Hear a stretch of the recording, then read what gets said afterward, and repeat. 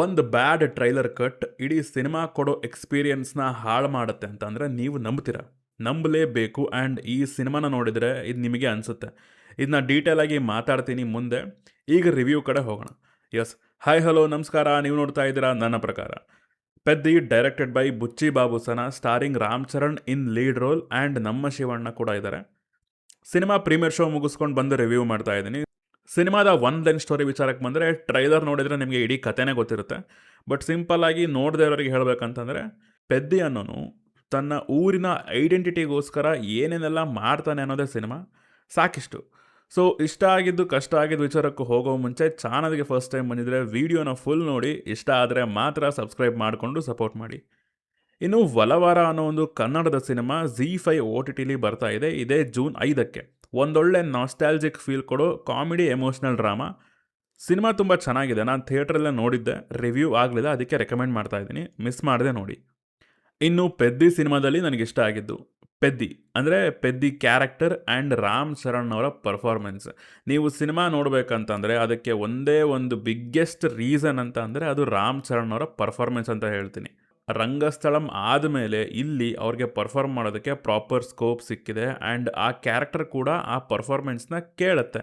Character dynamics ಚೆನ್ನಾಗಿದೆ, character ಇರೋ ರೀತಿ, ಆ ಪಾತ್ರಕ್ಕೆ ಸಿಗೋ ಸಿಚುವೇಶನ್ಸ್ ಆ್ಯಂಡ್ ಅವನ ನೆಕ್ಸ್ಟ್ ಜರ್ನಿನ ಡಿಸೈಡ್ ಮಾಡ್ತಾ ಹೋಗ್ತವೆ. ಒಂದು ಕ್ಲಿಯರ್ ಗೋಲ್ ಇದೆ, ಅದಕ್ಕೆ ಬೇಕಾಗಿರುವಷ್ಟು ಎಮೋಷನ್ಸ್ ನೀಟಾಗಿ ಲ್ಯಾಂಡ್ ಆಗಿದ್ದಾವೆ ಅಂತ ಅಂದರೆ more of writing, Ram Charan ಅವರ ಪರ್ಫಾರ್ಮೆನ್ಸ್ ಮೇಯ್ನ್ ರೀಸನ್ ಅಂತ ಹೇಳ್ತೀನಿ. One of the best man. ಅವ್ರ ಪರ್ಫಾರ್ಮೆನ್ಸ್ ಹೈಲೈಟ್ ಅಂತ ನಮಗೆ ಸುಮಾರು ಕಡೆ ಫೀಲ್ ಆಗುತ್ತೆ. ಪ್ರತಿ ಮೇಜರ್ ಬ್ಲಾಕಲ್ಲೂ ಎಲ್ಲರೂ ಡಾಮಿನೇಟ್ ಮಾಡಿ ಬಿಸಾಕಿದ್ದಾನೆ ಮನುಷ್ಯ.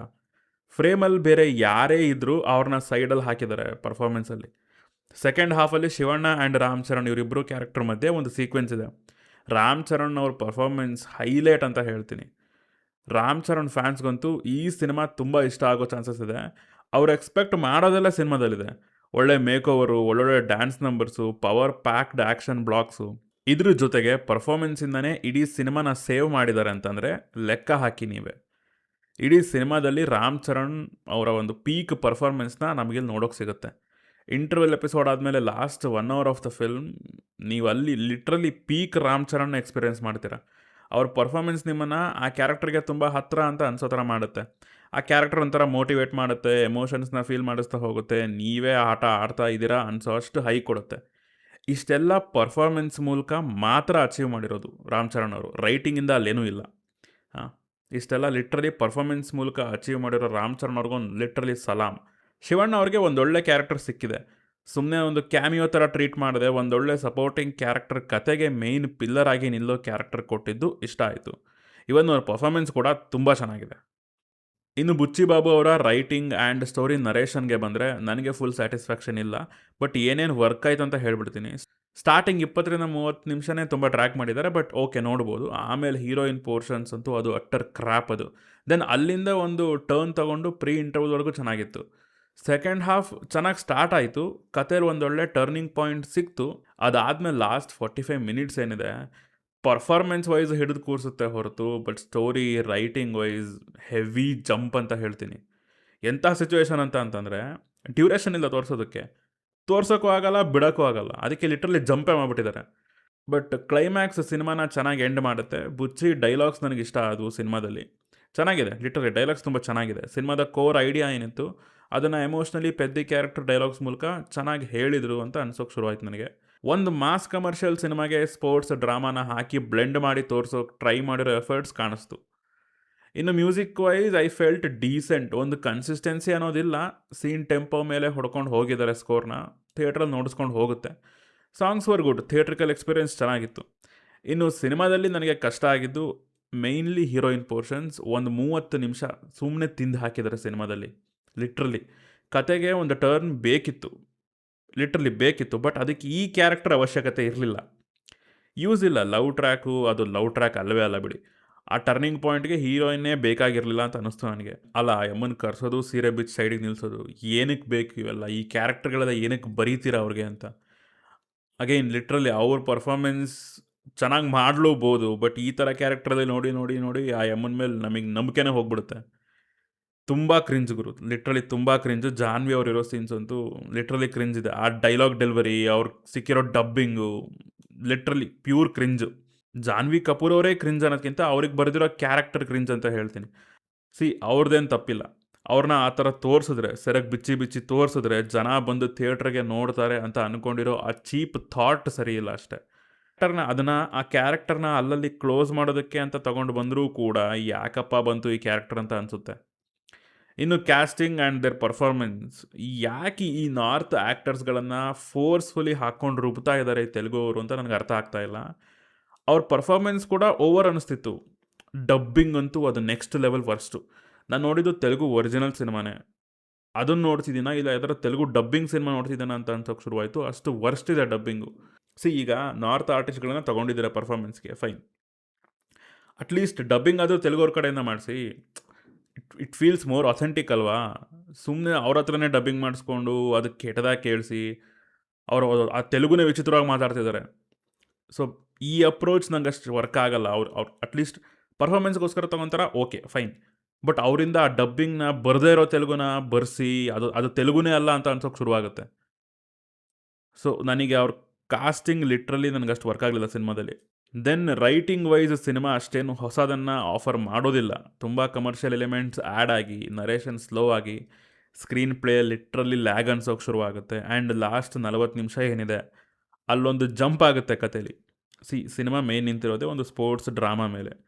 ಒಂದು ಸ್ಪೋರ್ಟ್ಸಿಂದ ಇನ್ನೊಂದು ಸ್ಪೋರ್ಟ್ಸ್ಗೆ ಹೋಗ್ತಾನೆ, ಅಲ್ಲದಕ್ಕೊಂದು ಪ್ರಾಪರ್ ರೀಸನಿಂಗ್ ಇದೆ. ಲಾಸ್ಟ್ ಸ್ಪೋರ್ಟ್ಸ್ಗೆ ಜಂಪ್ ಆಗೋದಕ್ಕೂ ರೀಸನಿಂಗ್ ಏನೋ ಇದೆ. ಬಟ್ ಫಸ್ಟ್ ಸ್ಪೋರ್ಟ್ಸಿಂದ ಇನ್ನೊಂದು ಸ್ಪೋರ್ಟ್ಸಿಗೆ ಜಂಪ್ ಆದಾಗ ಸಿಕ್ಕಿದೆ ಟ್ರೈನಿಂಗ್, ಅದರ ರಿಲೇಟೆಡ್ ಎಪಿಸೋಡ್ಸ್ ಮಜಾ ಇತ್ತು. ಸೊ ಅದಕ್ಕೇ ನಾವು ಕನೆಕ್ಟ್ ಆದ್ವಿ. ಆ ಸ್ಟ್ರಗಲ್ ಕಾಣಿಸ್ತು ಅಲ್ಲಿ. ಬಟ್ ಮತ್ತೆ ಆ ಲಾಸ್ಟ್ 40 ನಿಮಿಷದಲ್ಲಿ ಸ್ಪೋರ್ಟ್ಸ್ ಚೇಂಜ್ ಆದಾಗ ಅಲ್ಲದಕ್ಕೊಂದು ಟ್ರೈನಿಂಗ್ ಇಲ್ಲ, ಸ್ಟ್ರಗಲ್ ಇಲ್ಲ, ಏನೂ ಇಲ್ಲ, ಸೀದಾ ಫೈನಲ್ಸ್ಗೆ ಹೋಗೋದು. ಸೊ ಆ ಸಡನ್ ಜಂಪ್ ಏನಿದೆ ಅದು ಸಿನಿಮಾದಿಂದ ನಮ್ಮನ್ನು ಡಿಸ್ಕನೆಕ್ಟ್ ಮಾಡುತ್ತೆ. ಅಲ್ಲ ಈ ಥರ ಹೆಂಗೆ ಎಲ್ಲದಕ್ಕೂ ಇಷ್ಟು ಕನ್ವೀನಿಯೆಂಟಾಗಿ ಆಗ್ಬಿಡುತ್ತಾ ಅಂತ ಅನ್ಸೋಕೆ ಶುರುವಾಗುತ್ತೆ. ಅಲ್ಲ ಇಷ್ಟೊಂದು ಕನ್ವೀನಿಯೆಂಟ್ ರೈಟಿಂಗ್ ಯಾಕೆ ತೊಗೊಂಡ್ರು ಆ ಜಾಗದಲ್ಲಿ ಅಂತ ಅನ್ಸೋಕೆ ಶುರುವಾಯಿತು. ಅದೇ ಹೇಳಿದ್ನಲ್ಲ, ಆ ಬೋರಿಂಗ್ ಟೈಮಲ್ಲೂ ನಿಮ್ಮನ್ನು ಹಿಡಿದು ಕೂರಿಸಿದ್ರೆ ಅದು ರಾಮ್ ಚರಣ್ ಅವರ ಪರ್ಫಾರ್ಮೆನ್ಸ್ ಹೊರತು ಬೇರೇನೂ ಅಲ್ಲ. ರೈಟಿಂಗ್ ಸಿನಿಮಾದು ಡಲ್ ಇದೆ. ಇನ್ನು ಮೇಯ್ನ್ ನೆಗೆಟಿವ್ ಹೇಳ್ತೀನಿ ಕೇಳಿ. ಸಿನಿಮಾ ಇಷ್ಟೆಲ್ಲ ಫ್ಲಾಸ್ ಇದ್ರೂ ಕೂಡ ನೋಡಿಸ್ಕೊಂಡು ಹೋಗ್ತಿತ್ತು ನಿಮ್ಮನ್ನು ಅಟ್ಲೀಸ್ಟ್. ಬಟ್ ಅದನ್ನು ಹಾಳು ಮಾಡಿರೋಂಥ ಒಂದು ಬಿಗ್ಗೆಸ್ಟ್ ಎಲಿಮೆಂಟ್ ಅಂತಂದರೆ, ಈ ಸಿನಿಮಾದ ಬಿಗ್ಗೆಸ್ಟ್ ನೆಗೆಟಿವ್ ಅಂತಂದರೆ ಈ ಸಿನಿಮಾದ ಟ್ರೈಲರ್. ನೀವು ಟ್ರೈಲರ್ ನೋಡಿಲ್ಲ ಅಂತಂದರೆ ಪ್ಲೀಸ್ ನೋಡಬೇಡಿ. ಈ ಸಿನಿಮಾ ನೋಡೋ ಪ್ಲ್ಯಾನ್ ನಿಮಗಿತ್ತು ಅಂತಂದರೆ ಟ್ರೈಲರ್ ನೋಡ್ದೇ ಹೋಗಿ ಒಂದು ಒಳ್ಳೆ ಎಕ್ಸ್ಪೀರಿಯೆನ್ಸ್ ನಿಮಗೆ ಸಿಗುತ್ತೆ. ಟ್ವಿಸ್ಟ್ ಆ್ಯಂಡ್ ಟರ್ನ್ಸ್ ತುಂಬ ಚೆನ್ನಾಗಿ ಲ್ಯಾಂಡ್ ಆಗುತ್ತೆ ಅಂತ ಹೇಳೋದಕ್ಕೆ ಹೋಗಲ್ಲ, ಬಟ್ ಓಕೆ ನೋಡಿಸ್ಕೊಂಡು ಹೋಗುತ್ತೆ. ಟ್ರೈಲರ್ ಕಟ್ ಮಾಡಿದವನು ಯಾವನ್ ಗುರು? ಅಲ್ಲ, ಪಿನ್ ಟು ಪಿನ್ ಸಿನಿಮಾ ಹೇಗಿದೆಯೋ ವಿತ್ ಟ್ವಿಸ್ಟು ಅದನ್ನು ಟ್ರೈಲರಲ್ಲೇ ರಿವೀಲ್ ಮಾಡಿದಾರಲ್ಲ, ಅವ್ರಿಗೆ ಏನು ಹೇಳಬೇಕು ಅಂತ ನನಗೆ ಅರ್ಥ ಆಗ್ತಾ ಇಲ್ಲ. ಲಿಟ್ರಲಿ ನನಗೆ ಸಿನಿಮಾ ಎಂಥ ಎಕ್ಸ್ಪೀರಿಯೆನ್ಸು ಅಂತಂದರೆ ಎಲ್ಲ ಹಾಳಾಗೋಯ್ತು ಗುರು. ಯಾವುದು ಹಾನೆಸ್ಟಾಗಿ ಫೀಲ್ ಆಗ್ತಾ ಇಲ್ಲ. ಯಾಕಂದರೆ ಲಿಟ್ರಲಿ ಗೊತ್ತು ಸಿನಿಮಾದಲ್ಲಿ ಏನಾಗುತ್ತೆ, ಯಾವಾಗ ಆಗುತ್ತೆ, ಎಲ್ಲ ಆಗುತ್ತೆ, ಎಲ್ಲ ಕಣ್ಮುಂದೆನೇ ಇದೆ. ಟ್ರೈಲರಲ್ಲಿ ಪ್ರತಿಯೊಂದು ಇಂಚಾಗಿ ಬಿಟ್ಕೊಟ್ಟಿದ್ದಾನೆ ಮನುಷ್ಯ. ಒಂದು ಡೀಸೆಂಟ್ ಸಿನಿಮಾನ ಒಳ್ಳೆ ಎಕ್ಸ್ಪೀರಿಯೆನ್ಸ್ ಕೊಡೋ ಜಾಗ ಇತ್ತು, ಆ ದರಿದ್ರವಾಗಿ ಟ್ರೈಲರ್ ಕಟ್ ಮಾಡಿ ಎಲ್ಲದನ್ನು ಟ್ರೈಲರಲ್ಲೇ ರಿವೀಲ್ ಮಾಡಿ ಸಿನಿಮಾ ನೋಡಿದಾಗ ಸಿಗೋ ಆ ಸರ್ಪ್ರೈಸ್ನ ಕೇಳಿಸಿ ಗುಂಡಾಂತರ ಮಾಡಾಕಿದ್ದಾರೆ. ಸಾರಿ, ನಾನು ಹೇಳೋದು ಬೇಜಾರಾಗ್ಬೋದು, ಸ್ವಲ್ಪ ರಫ್ ಅನ್ನಿಸ್ಬೋದು, ಬಟ್ ಟು ಬಿ ಹಾನೆಸ್ಟ್ ಈ ಸಿನಿಮಾದ ಟ್ರೈಲರೇ ಈ ಸಿನಿಮಾದ ಬಿಗ್ಗೆಸ್ಟ್ ನೆಗೆಟಿವ್. ತೆಲುಗು ಆಡಿಯನ್ಸ್ಗೆ ಅದಷ್ಟು ಮ್ಯಾಟ್ರ್ ಆಗಲ್ಲ ಅಂತ ಅನ್ಕೊತೀನಿ, ಬಟ್ ಬೇರೆಯವ್ರಿಗೆ ನಿಜ ಕತೆ ವೈಸ್ ಹೊಸದೇನೂ ಎಕ್ಸ್ಪೆಕ್ಟ್ ಮಾಡಬೇಡಿ. ಅಲ್ಲ, ಇದೊಂದು mass commercial cinema with sports drama. ಇಲ್ಲಿ ನೆಕ್ಸ್ಟ್ ಲೆವೆಲಲ್ಲಿ ಏನೂ ಎಕ್ಸ್ಪೆಕ್ಟ್ ಮಾಡದೇ ಇರೋ ಟ್ವಿಸ್ಟ್ಗಳೆಲ್ಲ ಬರೋಕ್ಕಂತೂ ಜಾಗ ಇಲ್ಲ ಅಲ್ಲಿ. ಬಟ್ ಸ್ಟಿಲ್ ಬ್ಯಾಲೆನ್ಸ್ ಮಾಡ್ಬೋದು. ಕೆಲವೊಂದನ್ನು ಅದನ್ನು ತಂದಿದ್ದಾರೆ. ಅದನ್ನು ಥಿಯೇಟ್ರಲ್ಲಿ ಸಿನಿಮಾ ನೋಡುವಾಗ ನಮಗೆ ಎಕ್ಸ್ಪೀರಿಯೆನ್ಸ್ ಮಾಡಿಸಿದ್ದಿದ್ರೆ ಅದನ್ನು ರಿವೀಲ್ ಮಾಡಿ ಸಿನಿಮಾ ನೋಡೋ ಎಕ್ಸ್ಪೀರಿಯೆನ್ಸ್ ಎಷ್ಟು ಚೆನ್ನಾಗಿರ್ತಿತ್ತು ಗೊತ್ತಾ? ಎಲ್ಲ ಮೊದಲೇ ಹೇಳಿಬಿಟ್ಟು, ಎಲ್ಲ ಮೊದಲೇ ಕಣ್ಣಿಗೆ ತಂದು ತುರುಕ್ಬಿಟ್ಟು ಆಮೇಲೆ ಕಳಿಸಿದ್ರೆ ಅಲ್ಲೇನು ಮಣ್ಣು ಸಿಗುತ್ತೆ ಲಿಟ್ರಲಿ. ಎಷ್ಟು ಫ್ರಸ್ಟ್ರೇಟೆಡ್ ಆಗಿದ್ದೆ ಅಂತಂದರೆ ಸಿನಿಮಾ ನೋಡೋರಾಗ ಬಂದಮೇಲೆ ಯಾವನ್ ಗುರು ಆ ದರಿದ್ರ ನನ್ನ ಮಗ ಟ್ರೈಲರ್ ಕಟ್ ಮಾಡಿದವನು ಇನ್ನೂ ವರ್ಷಾಗಿ ಬೈದಿದ್ದೀನಿ ಲಿಟ್ರಲಿ. ಓವರ್ ಆಲ್ ಆಗಿ ಹೇಳಿದ್ರೆ ಇದೊಂದು above average mass commercial cinema with sports drama. Trailer ನೋಡಿದರೆ ನಿಮಗೆ ಕತೆ ಗೊತ್ತಿದ್ರೆ ಇದು ಹೊಸದೇನೋ ಆಫರ್ ಮಾಡಲ್ಲ. ನಿಮಗೆ ಟ್ರೈಲರ್ ನೋಡಿದಾಗ ಏನೇನು ಇರುತ್ತೆ ಅಂತ ಅನಿಸಿದೆಯೋ ಅದೇ ಇರುತ್ತೆ, ಅದೇ ಪೇಸಲ್ಲೇ ಇರುತ್ತೆ.